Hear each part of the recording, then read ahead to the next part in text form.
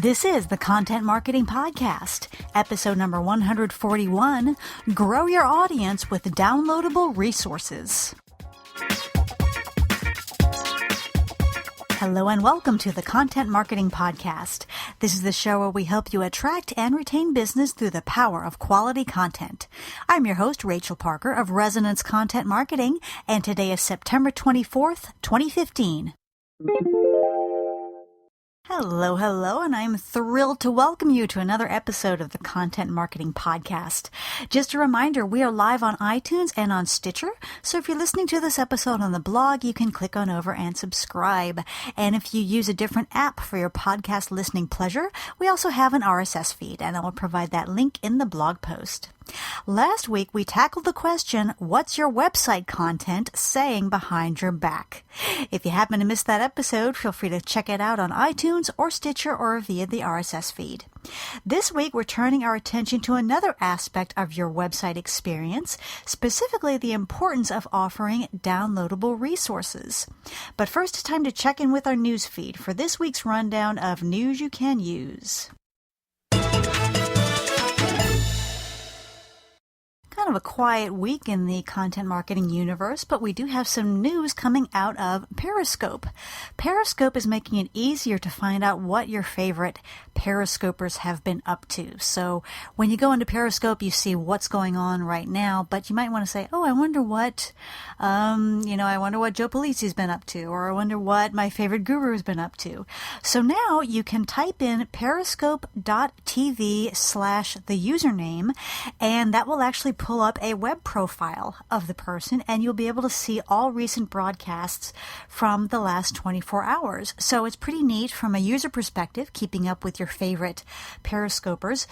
And from a marketing perspective, it's pretty cool as well because that gives you a home for your recent broadcasts. So if, for example, you're using Periscope to live stream from an event, someone can go to your web profile and get all those recent broadcasts without having to hunt around and pick and choose. And then, of course, once your broadcasts are over, you can tweet out that URL of that web profile, which will make it easy for people to find recordings if they missed the broadcast. So a pretty cool feature from Periscope. Also, I don't know if it's news or if it qualifies as just rumors right now, but you may have heard talk about Facebook developing a dislike button. There have been countless articles over the last week or so about this idea.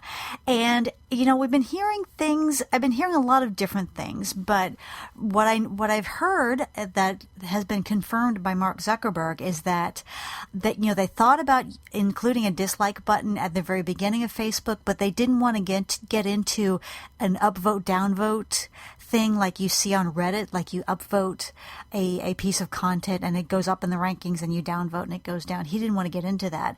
But what Facebook is doing is they're looking at options for people to acknowledge posts when the word like is not exactly appropriate. So if someone is posting about being sick, or if they're posting about a death in the family, or a video that sparks very strong emotions like outrage, it's not entirely appropriate to say, I like this, but many people do want the option of having some clickable option that says, yes, I saw this, it affected me, et cetera, et cetera.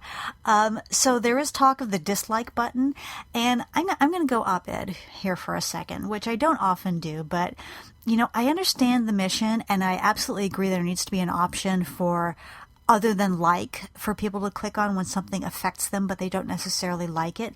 I don't know if a dislike button is the answer. I think there's already enough of the flame wars and the sniping and the backbiting on Facebook, and I look at this election we have coming up next year in the States, and I just cringe at what I'm going to be seeing on Facebook over the next the next year and a couple of months. And I just see this dislike button being wielded as a weapon. Oh, you disliked my post. Why would you do that? When I was just expressing my love of puppies or whatever. I can see it being really misused. And one of the options that I've heard being bandied about is Facebook is considering a support button. So it would be a way of saying, I don't necessarily like what's going on, but I want to show my support. I want to show my support if you're saying that you're sick. I want to show my support if you are telling me about the death of a loved one. I think that's a much more sensible solution. I think dislike is just going to send us down an even nastier path. Not that anyone asked me. I'm just a girl in Texas with a microphone. But if Mark Zuckerberg calls, I will definitely ask him. But that's just my whole take on the whole dislike button thing. Okay. On to our content hit of the week. This was an interesting post. It's called 9 Free Tools to Co-Create Content. This was written by Ann Smarty over on the Content Marketing Institute website. And I found it interesting because we usually think of content being written by a single person. We think of the blog post that has a single author, or maybe even something more lengthy, or something. We usually think, one post or one publication, one person. But what Anne points out in this blog post is that the idea of collaboration opens up a whole host of unique opportunities.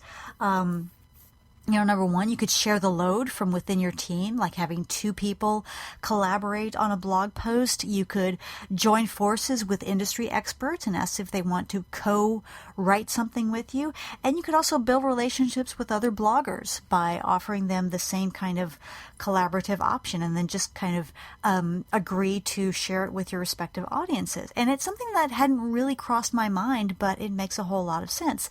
Anyway, on the topic of collaboration, Anne shares 9 free tools that make those collaborative efforts easier. And that ranges anywhere from Google Docs, which I have frequently used to collaborate, and there are also several others, including some I had not heard of. So if that sounds like an interesting topic to you, I highly recommend you check out this blog post, and we will provide a link in our blog post for this episode.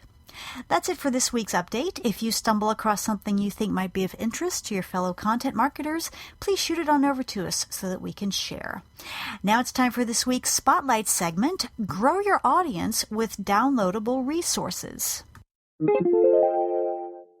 One of the most frequently asked questions that I get is people ask me, Rachel, how can I grow my audience? How can I get my content in front of more people? How can I get more people in that funnel? How can I get on more people's radar within my very closely defined target market? And I always say the best way to do that is to offer lead generating downloadable resources. So what are we talking about here? This could be pretty much any in-depth resource. It could be an ebook, it could be a white paper, it could be the results of a research study, some original research, it could be an audio download, it could be a PowerPoint, it could be a checklist, or it could be a kit. You could bundle 5 or 6 smaller resources together and offer a kit.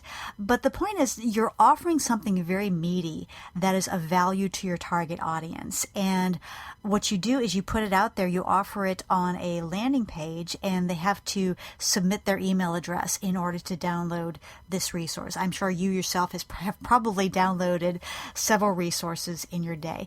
And it really helps grow your audience in 2 ways. The main way, of course, is that when people download the resource, they give you their email address. And I always tell clients this: your email address list is gold. And there are several reasons for that. Number one, it belongs to you, and nobody can take it away from you. If Facebook decided tomorrow that the price for having a page is $10,000 a month, and if you're not going to pay it, they'll just delete your page, they could do that, and all those followers would be gone. The same could happen on Twitter. The same could happen on LinkedIn. But your email list belongs to you, no matter what provider you use. So that's one thing. And then another thing is, email is still valuable. In fact, email, I can't keep track if it's making a comeback or if it's retro or if what's old is new again or if it's coming back for the second time, or I can't keep track of that. But, our social media feeds are so cluttered with stuff that email is actually we're realizing some advantages over email in that we can be reasonably sure that a person will see our message. Now, whether they open it or what folder it lands in, especially if they're using Gmail, we don't have control over. But, we can be reasonably sure that this content will be delivered to this person. And that's what makes email so attractive, even though we are very well into the social media age. And especially in these days of Facebook jacking with their algorithm and organic reach going down to zero, that email list is more valuable than ever before.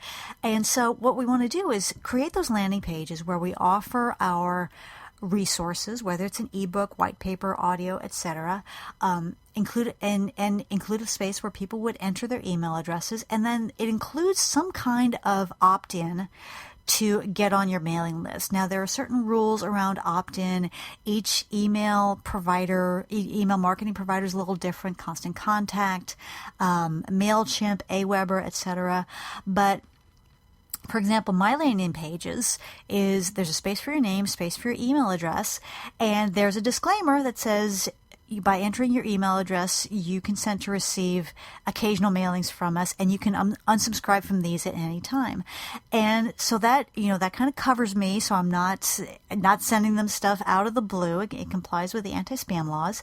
But that person gets on my list, and until they unsubscribe, they are part of my community. And once that person's on my list, or once that person gets on your list, you can reach them directly through their inbox. You don't have to worry about Facebook's algorithms or whether LinkedIn is showing your content, etc. So that means they can get your e-newsletters. That means they can get notices of your upcoming webinars, notices of events and speaking engagements, notices of new product and services or campaigns, or whatever it is that you're sending out to your list. And that will be for as long as they stay subscribed. You are in their lives. So definitely very valuable to keep nurturing and growing that list. But also, if you advertise this resource on social media, which I highly recommend that you do, the ads also include a little button that says like page on Facebook, or a link that says follow in Twitter. So if they see your ad, they can do two things. They can click through the ad to get the landing page to get to the product or the resource, or they can they can follow you on Facebook or Twitter. So it could also be beneficial to your efforts in growing your social media audiences, because people will be clicking on you, and people might say, "Oh, Resonance Content Marketing, who is that?" and click on over, decide they like what I have to offer on Twitter or Facebook or wherever we are, and then that person becomes a follower. A couple of other benefits of these downloadable resources. Number one, it reinforces you as a thought leader in your industry. And, I've said that so much, it almost sounds like, it sounds hollow to me. I've said it so much, but we've got to remember that, we are out there with untold numbers of competitors, and we are looking for ways to set ourselves apart. And one of the ways we can do that is by setting ourselves apart as thought leaders, not as just, we offer these services and we think they're pretty cool, blah, blah, blah. But by releasing those ebooks, those white papers, those audios, it really sets us up as authorities. And people want to know that when they're looking for someone who offers whatever it is we have to offer. And the second thing is it gives people a resource that they can refer back to. So they might download your ebook and read it through, skim through it maybe really quickly and save it on their hard drive and go back and refer to it when they need to. And each time they refer back to it, that's another touch point. And of course, in marketing, touch points are gold. Touch points are each touch point is another opportunity to get your brand in front of your target audience. And I have heard it takes anywhere from 7 to 28 touch points to get a customer, to get a to get a person from a lead to a customer. So every touch point is going to be money in your brand equity bank. It's going to be reminding them of you, reminding them of your name, reminding them of what you do. So these downloadable resources are incredibly valuable. Both to our brand awareness, to our digital footprint, and to our journey to becoming thought leaders in our industry. So I just want to share a couple of tips as you go forward in your plans to create and publish these downloadable resources. Number one, make sure your resource is meaty enough to be worth the price of an email address. Okay, if that person, you want to give that person confidence, they're going to get something that's really meaty that they can sink their teeth into, that's going to be valuable. And I have had the experience of seeing a resource that looked really cool, and I download it, and it's like a 3-page ebook, or it's something really, really lame, and that ticks me off. That kind of puts a bad taste in my mouth for that brand. And so make sure that whatever you're offering is meaty enough. It has real data. It's not a glorified sales pitch. That's another no-no. Make sure you're delivering real value and making it worth the price of an email address, because people are, figuratively speaking, buying this resource, and the cost, of course, is their email address. The second thing you want to do, I recommend creating a custom graphic for your resource. And you may have seen online there are graphics that make the ebook look like it's an actual book with a graphic on the cover. Or if you go to my website, you will notice I offer my B2B content marketing audio, and I have a graphic that actually looks like a CD in its case. So, when you create a custom graphic, it lends some more authority to your resource that you're offering. Not that people are going to think, oh wow, this is an actual book that someone's going to drop in the mail to me, or this is an actual CD that I'm going to get in the mail. But it makes that connotation that this is a real resource that you're going to get value from. So I highly recommend getting with your graphic design team and creating a custom graphic for your downloadable resource. And then finally, when you go to promote this resource, make sure you're sharing snippets of it. Remember, content marketing is not about, hey, you got to download this thing. It's a terrific resource. I know you're going to love it. But hey, in our rundown of 101 tips to amp up your content marketing campaign, here's tip number 61. Repurpose your content and go into that. The point is to share snippets, give that little Baskin-Robbins little pink taste spoon. Say, here's a little taste of what you can expect in that resource. And that's going to get people really engaged, because you're giving them something that is a little taste that's of value in and of itself, and that entices them to want to learn more. And the way they learn more is, of course, by downloading your resource. So that is my quick and dirty take on growing your audience with downloadable resources. If you have any questions or want to add to the conversation, I would love to hear from you, and I will give that contact info at the end of the podcast. Now it's time for our content marketing tip of the week. For today's tip, I want to talk a little bit more about tackling those resource projects, creating that ebook, creating that white paper. And it can be intimidating, especially if yours is a small team and you already have a lot on your plate. The idea of putting together an ebook or a white paper or an audio resource can be pretty daunting, thinking, oh great, I'll do this in my, as my husband puts it, my copious free time, I'm going to work on this. But as I mentioned, they're really very important, especially for that lead generating aspect of those downloadable resource. So to make sure that you get those done and get those published, treat it as you would any other project. Treat it as you would a new product launch or whatever it is that your team works on as part of their regular schedule. So treat it like a project, set a target date and stick to it. Just make the commitment you're going to have it published by this date, and then just like you would with any other project, work backwards from that target date and schedule out everything you have to do. You want to schedule time for the research, the interviews, the first draft, the second round of stakeholder reviews, the final proofreading, the layout, the publication, etc., etc. Get everything down there and make a commitment, not only you but your team your team that you're working with, make sure that everyone is committed to getting this done, and make sure everyone on your team is on board. And also all of the other players involved. If there are experts whose input you need to create this resource, your graphic design team, make sure you have all those resources on board. So yes, creating those downloadable resources can be tough, can be challenging, especially if you've got a lot going on. But I promise you, in terms of lead generation and brand awareness, it will pay off very handsomely. Not only as soon as you publish it, but over and over and over again.